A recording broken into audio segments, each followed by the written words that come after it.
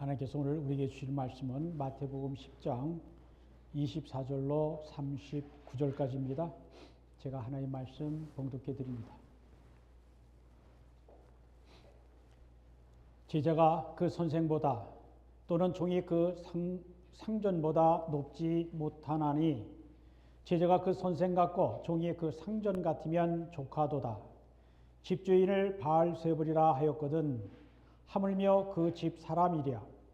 그런즉 그들을 두려워하지 말라. 감추인 것이 드러나지 않을 것이 없고 숨은 것이 알려지지 않을 것이 없느니라. 내가 너에게 어두운 데서 이르는 것을 광명한 데서 말하며 너희가 귓속말로 듣는 것을 집 위에서 전파하라. 몸은 죽여도 영혼은 능히 죽이지 못하는 자들을 두려워하지 말고 오직 몸과 영혼을 능히 지옥에 멸하실 수 있는 이를 두려워하라. 참새 2마리가 한 아스라련에 팔리지 않느냐? 그러나 너희 아버지께서 허락하지 아니하시면 그 하나도 땅에 떨어지지 아니하리라. 너희에게는 머리털까지 다 세신 바 되었나니 두려워하지 말라. 너희는 많은 참새보다 귀하니라. 누구든지 사람 앞에서 나를 시인하면 나도 하늘에 계신 내 아버지 앞에서 그를 시인할 것이요 누구든지 사람 앞에서 나를 부인하면 나도 하늘에 계신 내 아버지 앞에서 그를 부인하리라. 내가 세상에 화평을 주러 온 줄로 생각하지 말라. 화평이 아니요 검을 주러 왔노라. 내가 온 것은 사람이 그 아버지와 딸이 어머니와 며느리가 시어머니와 불화하게 하려 함이니 사람의 원수가 자기 집안 식구리라.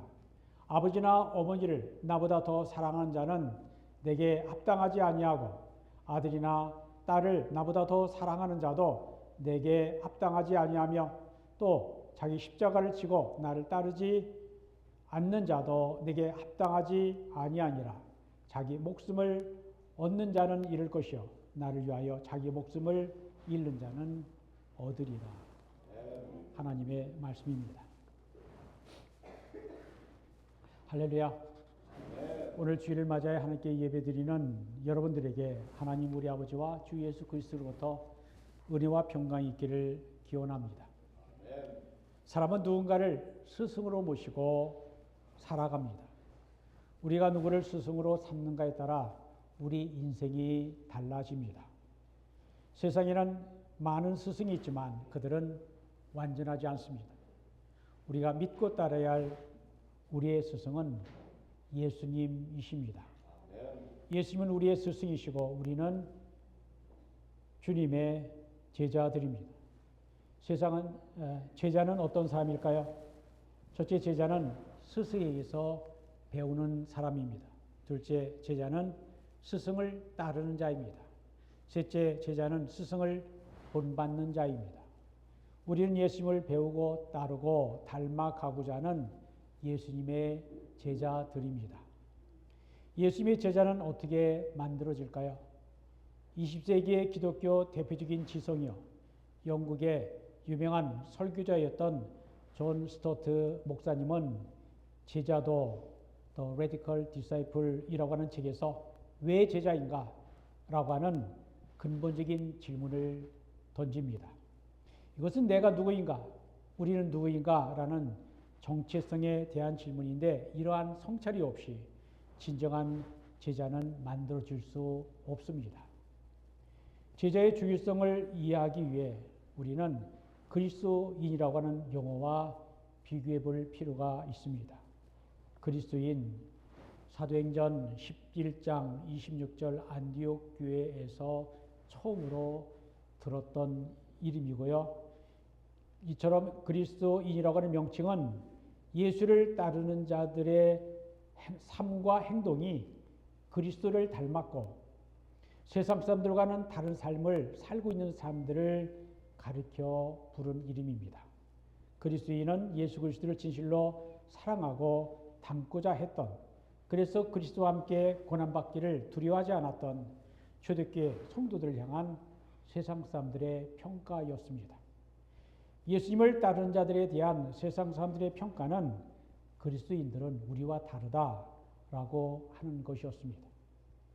그리스도인이라고 하는 이름도 귀한 이름인데 존 스투 목사님은 그리스도인과 제자라고 하는 호칭 모두가 예수님과의 관계를 표현하고 있지만 제자가 그리스도인보다 더 강력한 단어라고 평가했습니다. 왜냐하면 제자, 헬라어로 마테테스라고 불리는 이 단어에는 배우는 사람이라고 하는 뜻이 담겨져 있기 때문입니다.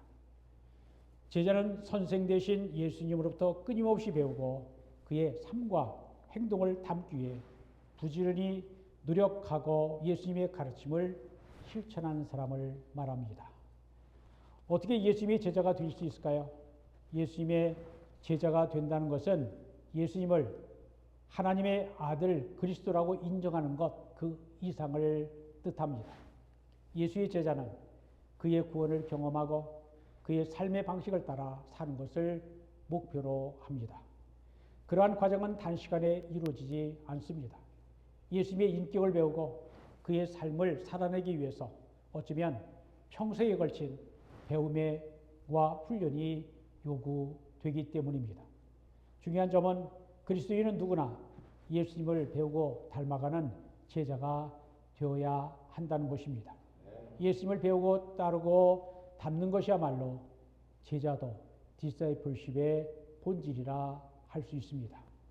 예수님을 배우고 따르고 닮아가는 것을 목적으로 하지 않는 사람은 제자가 될 수 없습니다. 본페퍼, 독일의 본페퍼는 이렇게 말했습니다. 살아있는 그리스도가 없는 기독교는 필연적으로 반드시 제자도 없는 기독교가 되고 제자도 없는 기독교는 항상 그리스도 없는 기독교가 된다. 교회는 제자도가 없으면 안 되고 예수님을 믿는 자는 반드시 제자가 됨, 제자도를 실행해야 된다. 그렇지 않으면 그것은 그리스도의 교회가 아니다 하는 그러한 말이죠. 이렇게 말한 이유는 그는 형식적 종교 생활에만 만족하고 충실하는 명목상의 그리스도인, 이름만의 그리스도인을 향해서 회개를 촉구한 말이기도 합니다. 제자는 예수 그리스도의 주되심을 인정하며 하고 영접하여 세상에 속한 자가 아닌 하늘에 속한 자가 되고 삶의 목적과 내용이 변하게 되는 것입니다. 제자됨의 목적은 예수님을 닮는 것이고 제자의 가장 중요한 사명은 그리스도의 복음을 전하는 것입니다. 제자는 성공을 꿈꾸는 사람이 아닙니다. 제자는 오직 예수로 말미암아 살고 예수를 위해 살고 예수와 함께 살면서 그분이 부탁하신 사명을 감당하는 사람입니다. 예수께 가까이 나아가 그의 주되심과 구원의 능력과 놀라운 사랑을 감사하며 찬양하고 열방에 구원의 복음을 전하는 증인으로서의 삶이 제자도의 본질입니다. 예수님께서 12제자를 부르시고 복음을 전파하도록 훈련하셨습니다. 왜 그러셨을까요? 전도는 사람을 통해 이루어지기 때문입니다. 만물의 창조주이시며 역사의 주인이신 하나님은 생명의 근원이 되실 뿐 아니라 인류 구원의 완성은 하나님께서 이루십니다. 그런데 놀라운 사실은 스스로 있는 자, 전능하신 하나님께서 사람들을 부르시고 그들에게 전도의 사명을 맡기셨다라는 점입니다. 그렇지만 안타깝게도 오늘날 교회는 예수님의 참 제자를 만드는 데 실패했다는 점입니다. 마이클 호턴은 그의 책 위대한 사명에서 제자 만들기에 실패한 교회 모습을 다음과 같이 묘사하고 있습니다. 오늘날의 교회는 잃어버린 영혼들에게 다가가기는커녕 다가오는 영혼들을 잃어버리고 있지는 않은가? 교회가 양육해온 영혼들이 과연 진정한 그리스도인으로 성장했는가? 그들이 무엇을 믿고 있는지, 왜 그것을 믿는지 도대체 알고나 있다는 말인가? 사람들 전체는 말할 것도 없고 과연 우리 교회 성도들을 그리고 우리 자녀들을 제자로 만들고는 있는가? 질문의 형식, 수사법으로 말하고 있지만 그렇게 하지 못했음을 비판하는 말입니다. 2007년 시카고에 위치한 대형교회 윌로우 크릭 커뮤니티 철시는 우리는 예수 제자 만드는 일에 실패했다라고 하는 보고서를 발표했습니다. 그 교회는 수만 명의 교인들이 있지만 진정으로 예수님을 배우고 따르고 닮는 사람은 소수에 불과하다라는 반성입니다. 이런 말을 들 때 저도 하나님의 말씀을 말씀 그대로 전하지 못했다라고 하는 자책감이 있습니다. 그래서 오늘 우리는 진정으로 예수님을 배우고 주님의 가르침을 따르고 순종하고 있는가? 오늘 본문을 통해 제자도에 대해 함께 고민해 보려고 합니다. 예수께서는 공생애를 사시면서 세 가지 중요한 사역을 하셨습니다. 하나님 말씀을 가르치시고 천국 복음을 전파하시며 모든 병과 모든 약한 것을 고치셨습니다. 예수께서는 이 사역과 더불어 한 가지 중요한 사역을 더 하셨습니다. 그것은 바로 제자들을 훈련하는 것이었습니다. 오늘 본문 마태복음 10장은 예수께서 제자들을 부르시고 가르치신 후에 제자들을 전도 여행에 파송하시는 이야기입니다. 예수님이 제자들에게 복음을 전파할 때에 천국이 가까이 왔다라고 말하라고 가르쳐 주었습니다. 천국이 가까이 왔다, 이 말은 하나님의 아들 예수님이 세상에 오심으로 하나님의 나라는 이미 이 땅에 임했다라는 것입니다.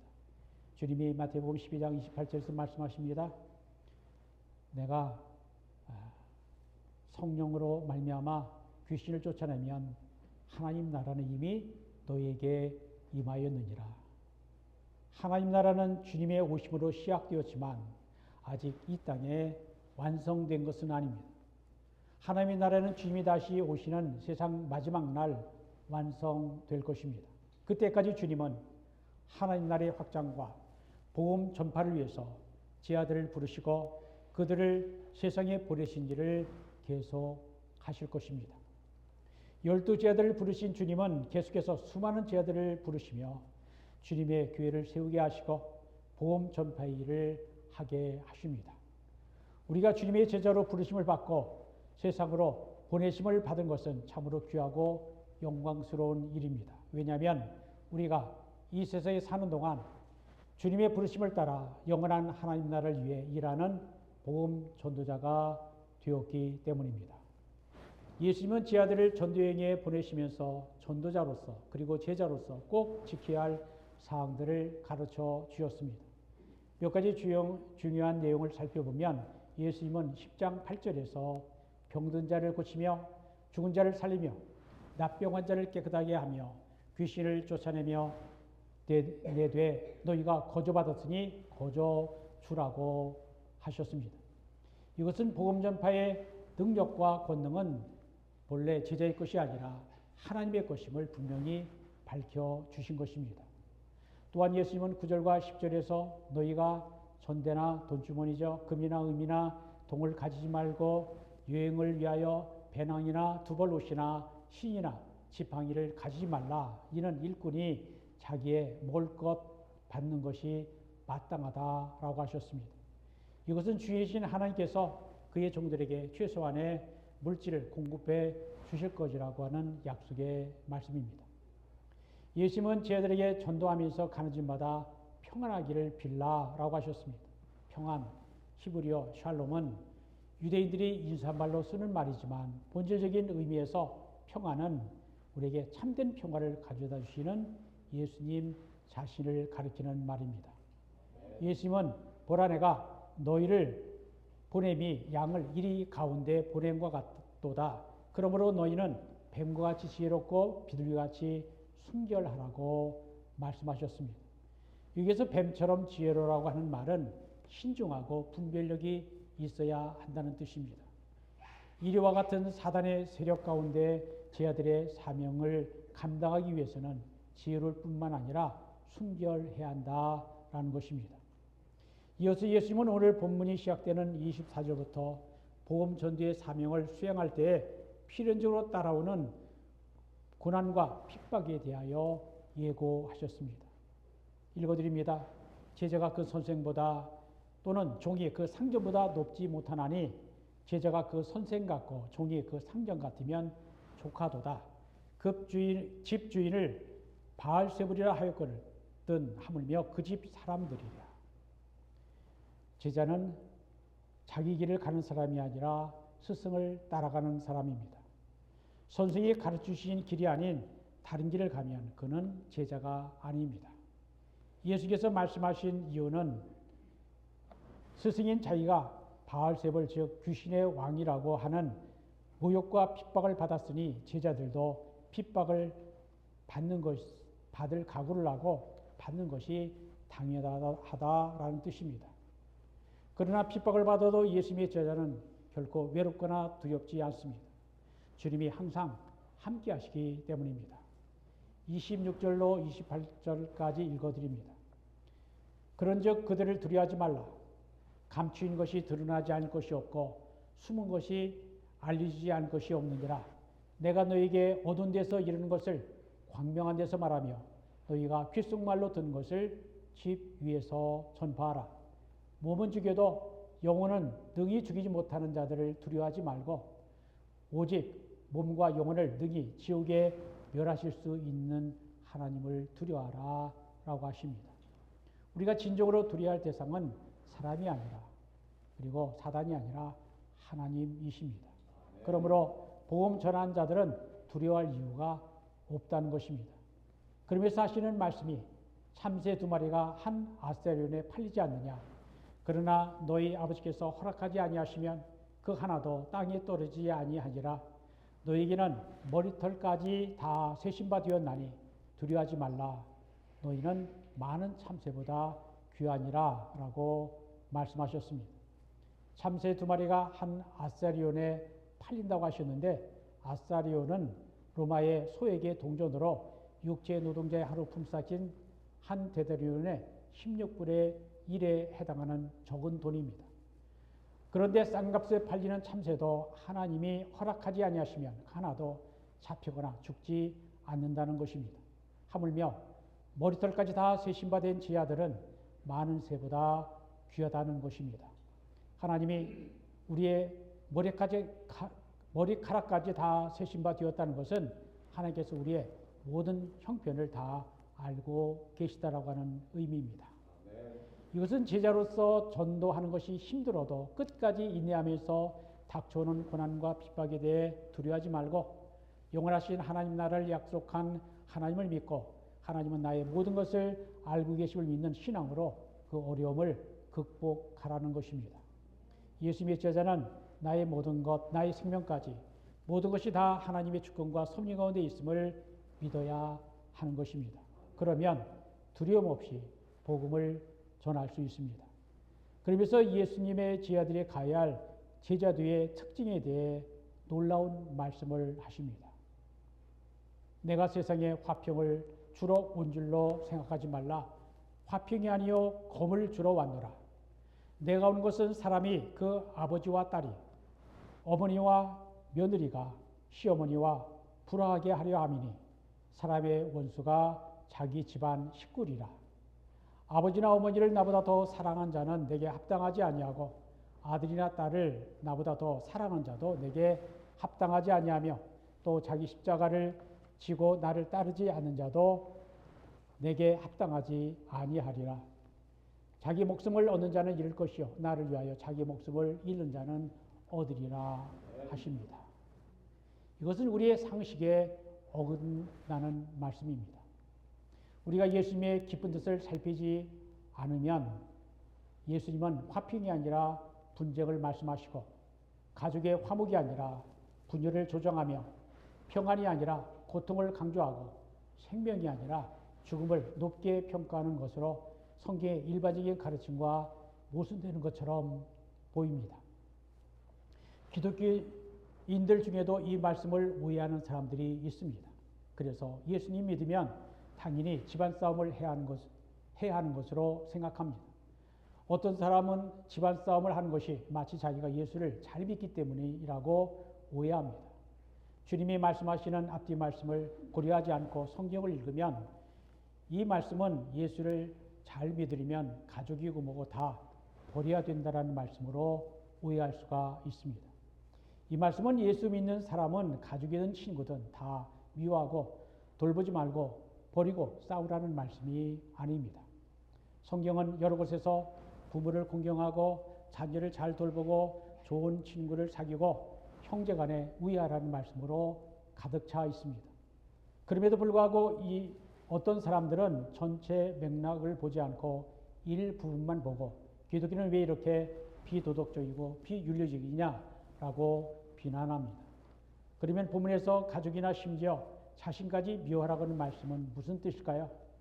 본문이 말씀하는 미워하라는 말은 무조건 대적하고 멀리하라는 말이 아닙니다. 이 말은 신앙의 길이 아닌 것을 좇지 말라, 비신앙적인 것을 따라가지 말라라는 것입니다.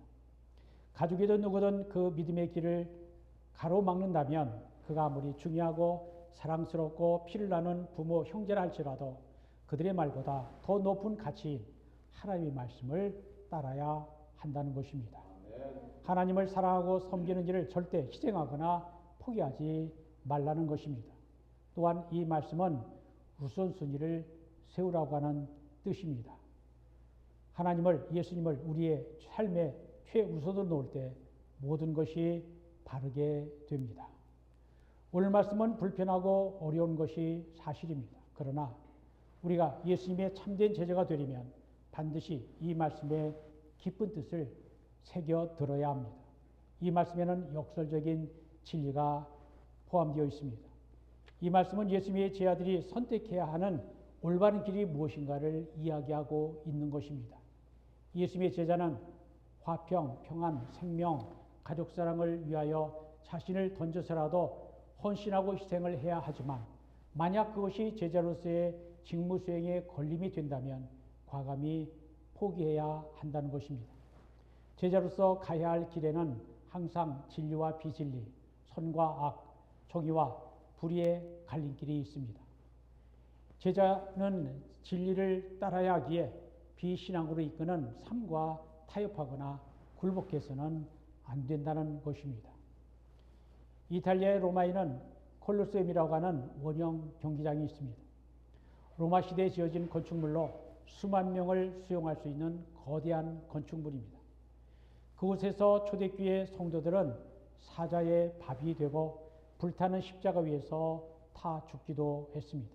왜 그랬습니까? 그들은 예수님을 믿고 따른 자로서 신앙과 진리를 선택했기 때문입니다. 또한 로마에는 카타콤이라고 하는 지하 동굴이 있습니다. 기독교 신자들이 박해와 탄압을 피해서 카타콤 동굴 묘지에서 예배를 드렸습니다. 사람이 간신히 들어갈 정도로 파여진 이 동굴의 길이는 전체가 450km나 된다고 합니다.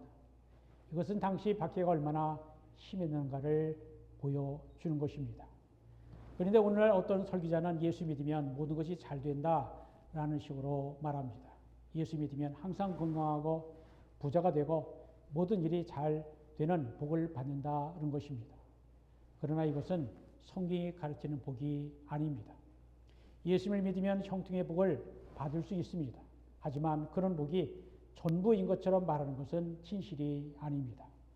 예수 믿으면 모든 것이 잘 된다는 기복신앙은 제자로서의 소명을 잊어버리게 하고 전도자로서의 삶을 살지 못하게 합니다. 정신분석학자여 사회학자인 에리 프롬은 소유냐 존재냐라고 하는 그의 책에서 인간은 태어나면서부터 끝없는 소유회로의 욕망을 가진 자기중심적이고 이기적인 존재인데 예수만 믿으면 모든 것이 잘 된다는 설교는 사람들이 듣고 싶은 것만 말하고 사람들의 인기에 영업하는 거짓 메시지라고 질타했습니다. 예수님은 본문 28절에서 자기 십자가를 지고 나를 따르지 않는 자도 내게 합당하지 아니하니라 라고 말씀하셨습니다. 이것은 자기 십자가를 지고 예수님을 따르지 않는 자는 예수님의 제자가 되지 못한다라는 것입니다. 같은 말씀이 마태복음 16장에도 나옵니다. 16장 24절입니다. 누구든지 나를 따라오려거든 자기를 부인하고 자기 십자가를 지고 나를 따를 것이니라. 예수님의 제자는 자기를 부인하고 자기 십자가 지고 예수님의 뒤를 따라가야 하는 것입니다. 또한 본문 39절에 자기 목숨을 얻는 자는 잃을 것이요 나를 위하여 자기 목숨을 잃는 자는 얻으리라 라고 하셨는데 마태복음 16장 25절에도 똑같은 말씀이 나옵니다. 누구든지 제 목숨을 구원하고자 하면 잃을 것이요 누구든지 나를 위하여 제 목숨을 잃으면 찾으리라 라고 하셨습니다. 예수께서는 제자들에게 부귀영화를 약속하지 않으시고 도리어 고난이 있을 것이라고 말씀하셨습니다. 예수님은 우리가 하늘의 영광을 얻기 위해서는 필연적으로 적극적이고 선택적으로 고난의 길을 갈 수밖에 없다는 것입니다. 제자가 하나님의 말씀대로 살면 반드시 하나님의 가치관과 충돌할 수밖에 없다는 것입니다. 세상의 가치관과 충돌할 수밖에 없다는 것입니다. 왜냐하면 하나님만이, 예수님만이 우리의 믿음과 사랑과 충성의 대상이 되기 때문입니다. 제자가 말씀대로 살면 반드시 세상의 가치관과 충돌할 수밖에 없는데 우리는 이것을 세상의 비신앙에 대한 저항이라고 말할 수도 있고 고난이라는 말로도 표현할 수 있을 것입니다. 우리가 세상을 살아갈 때 하나님의 은혜로 부자가 될 수도 있고 세상에서 높은 지위와 명예를 얻을 수도 있습니다. 그러나 성공만이 하나님이 주시는 유일한 축복이라고 말하는 것은 너무나 좁고 편리한 해석입니다. 제자는 본질적으로 고난을 각오하는 삶, 비진리와 불의에 타협하지 않고 저항하는 삶을 살아가야 하는 사람입니다. 또한 제자의 길은 예수님을 배우고 닮아가는 길입니다. 제자는 스승의 사상과 삶을 본받아 실행하는 사람입니다. 제자는 스승의 간 길을 따라가는 사람입니다. 주님은 제자들을 부르실 때 나를 따라오너라 come follow me라고 하셨습니다. 예수님의 제자는 예수님을 따라가는 사람입니다. 예수님의 제자는 주님의 가신 길을 따라가며 주님의 일을 하는 사람입니다. 주님의 일이 무엇입니까? 주님의 일은 사람을 구원하는 일입니다. 주님은 제자들에게 나를 따라오너라 라고 부르시고 너희로 사람을 낚는 어부가 되게 하리라 하셨습니다. 주님은 사람을 구하는 일을 하라고 제자들을 부르신 것입니다. 오늘날에도 예수님은 제자를 부르십니다. 우리를 제자로 부르셔서 주님의 일을 하게 하십니다. 주님의 일은 사람을 구하는 일입니다. 주님은 우리를 살리시려고 십자가에서 죽으셨습니다. 주님의 제자들이 해야 할 일이 바로 이것입니다. 사람들을 사망의 길에서 돌이키게 하고 생명의 길로 가게 하는 것입니다. 오늘 본문이 가르치는 제자도는 자기를 부인하고 자기 십자가를 지고 주를 따르라, 자기 목숨을 미워하라 라는 말로 요약할 수 있습니다. 자기를 부인하고 자기 십자가를 지고 자기를 미워하라는 말은 자기 생각, 계획, 세상 욕심을 버리고 하나님께, 예수님께 초점을 맞추라는 것입니다. 여러분은 어디에 초점을 맞추고 계십니까? 여러분은 십자가를 지는 심정으로 자기를 부인하고 있습니까? 우리는 예수님을 따르고 싶어하는 마음과 여전히 더 많은 것을 소유하고 싶은, 그리고 남에게 인정받고 싶어하는 마음이 있습니다. 그런 것들을 버리고 예수님의 제자가 되라고 하시는 말씀을 잊어버릴 때가 있습니다. 다른 사람들에게 베풀 줄 모르고 내 손 안에 움켜질 때가 있습니다. 내가 남에게 받는 것은 좋아하면서 남에게 주는 것은 아까워할 때가 있습니다. 그런 나 자신을 미워하고 주님의 말씀을 따를 때 진정으로 주님의 제자가 될 수 있습니다. 조지 뮬러 목사님은 일생을 영국의 수만 명의 고아를 위해 헌신하며 사람들의 많은 존경을 받았습니다. 어떤 사람이 말년에 뮬러 목사님에게 찾아와 이러한 질문을 했습니다. 뮬러 목사님은 어떻게 평생을 그런 훌륭한 일을 할 수 있었습니까? 갑작스러운 질문에 뮬러 목사님은 잠시 생각하다가 이렇게 대답했습니다. 조지 뮬러가 죽었기 때문입니다.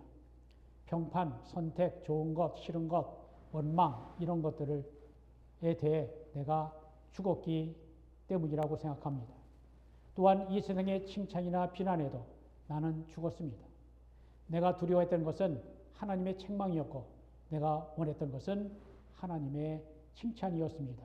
그러자 나의 인생이 나도 모르게 달라졌습니다. 예수님은 제자의 길은 자기를 부인하고 자기 십자가를 지는 길이라고 말씀하십니다.